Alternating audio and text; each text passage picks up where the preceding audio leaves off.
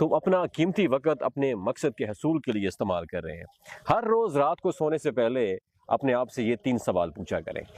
Number 1, क्या मैंने आज कुछ ऐसा किया जिससे मैं अपने मकसद को हासिल करने में कामयाब हो सकूं?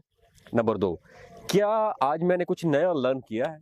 नंबर 3, क्या मुझे कुछ ऐसा करना चाहिए जिससे मैं अपने मकसद को हासिल करने में कामयाब हो सकूं? उन लोगों के पीछे भागना छोड़ें जिनको तुम्हारी कोई परवाह नहीं, क्योंकि उनके पास ना तुम्हारी कोई वैल्यू है, ना कदर है और ना तुम्हारी बातों की उनके सामने कोई इंपॉर्टेंस है।